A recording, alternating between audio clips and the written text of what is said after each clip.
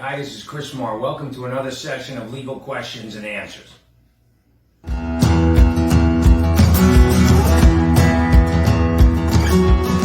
number of dog bite cases over the years. Everybody who lives anywhere, whether it's in the Bronx or whether it's in Westchester, Putnam, Dutchess, Orange, or Rockland County, or whether it's in Ohio, everybody's into dogs, and I get that because I'm seriously into dogs and have been for many years. But there are certain laws that apply to ownership of what the Agriculture and Markets Act in New York calls domesticated animals, and that includes horses and what we know commonly as farm animals, sheep and goats and things, but most relevant to this discussion is dogs. Everybody around where my office is and in the Mid-Hudson Valley has dogs, okay? Not as many people have horses, sheep, goats, other types of animals that can inflict bites or otherwise injure people. But the most common animal injuries that I have are dog bites, and it brings to mind certain issues that happen in dog bites. Just because you get bit by somebody's dog doesn't mean that you're going to contact the person, they're going to turn it over to an insurance company, and that somebody's going to call you up and settle it. Insurance companies are interested in one thing, and that's saving their shareholders money. And if they can save their shareholders money because we, on behalf of our injured clients, can't prove a history of, let's say, someone's dog, or the fact that the dog has bitten somebody before. If we can't prove those things, the law doesn't say, well, this was a nice person who got seriously injured because they were a young kid and the dog came up and bit him in the face, or did something else which results in scars that can't be fixed or worse.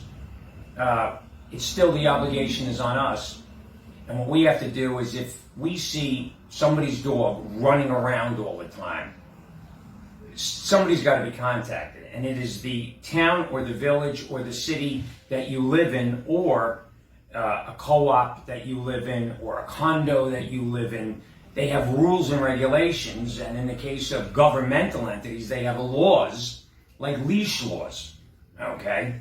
And if the leash laws are not complied with, or if somebody in a condo or a co-op has an animal that's not permitted under the rules and regulations of the condo or the co-op, or a lease between a private landlord and a tenant, then potentially the important thing for somebody in my position is that gives us somebody else to go after, because very often what we find is people don't have insurance, especially if they are renters and don't own a home, or don't own a condo, or don't own shares in a co-op, that you can go after the person who has, let's say, allowed their dog to run off a leash, had a dog that has bitten before, or have a dog that is causing so much chaos that the dog has everybody in the neighborhood worried. All right?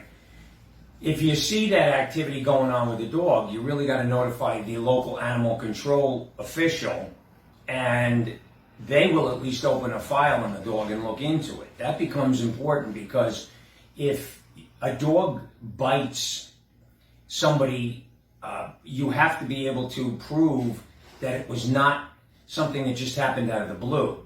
We have certain rules that apply to these types of cases, and one of the things that you have to prove is vicious propensities, prior vicious propensities. Who else has this dog ever bit? Not growled at, not look nasty or ominous towards, or not charged at and knock somebody's little kid down, and I'm very sensitive to those, but it's the bite.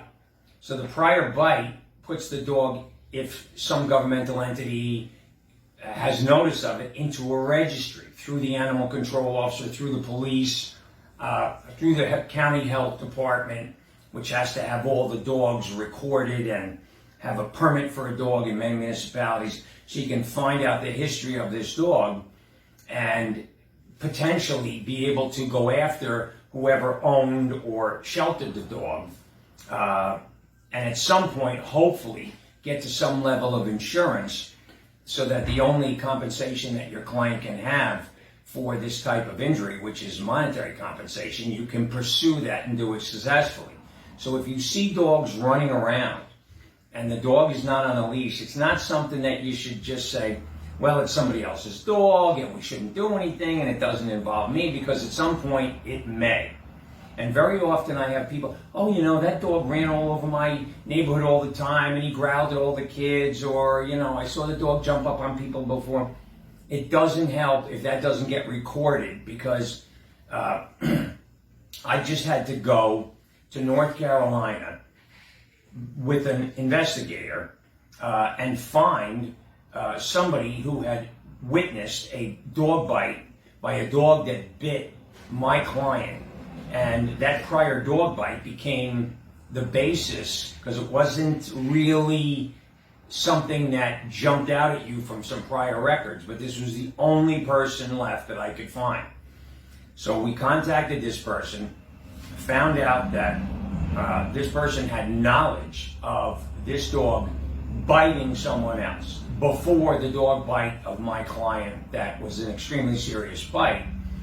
And we were able to establish that this dog had these vicious propensities. The law is changing a little, because certain breeds of dogs, and we're all familiar with, and I love pit bulls and Rottweilers and bull mastiffs, but they are part of a small series or a small number of dog breeds that are now being considered to be, in some courts, not all courts, but being considered to be such inherently vicious animals, even though we all know that there are exceptions to that rule, but it's bred into certain breeds of dogs, but that there are certain breeds of dog that are so vicious that we don't need to say, well, oh, that dog bit somebody before. We got dogs, and everybody knows, you know, somebody's got a dog that they've had for all these years, and it's always growling and snarling and always running around the property, and how can that invisible fence keep that dog on the property? Okay, but if the dog gets off the property and the dog's not on a leash, or if somebody walks onto the property of someone, a condo, co-op, somebody's private house, somebody's office, and there's no warning signs about this dog, and somebody gets injured, it's another way that we can prove, by proving the breed of the animal. At least we can argue, look, it's inherent in this breed of animal that the dog is inherently defending its property and being aggressive in doing it. It gives us a remedy for our client, assuming, of course, that there's insurance. So it really pays to keep track of these types of situations involving these animals, even though we all say it's not my dog, the dog's owner's a nice guy.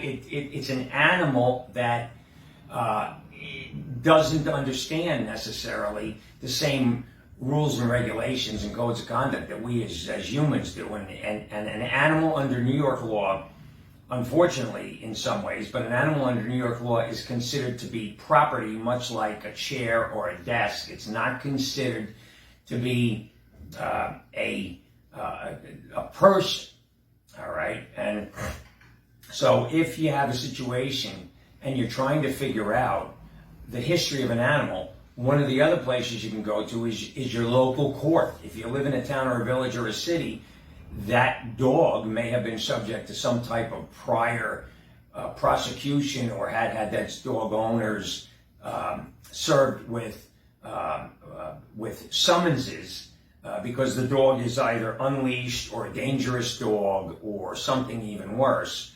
And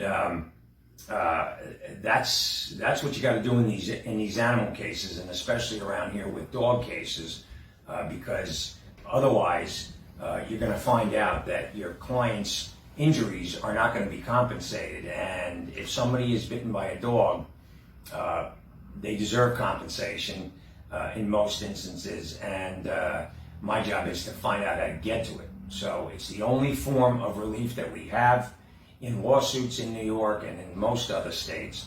And it's the only form of relief that is going to satisfy your client, compensate your client, make your client whole again, except in those certain limited instances where also the dog's prior vicious propensities, coupled with what that dog may have done to your client, causes the municipality where that dog is either living or being kept to have to take action against the dog itself and against the dog's owners.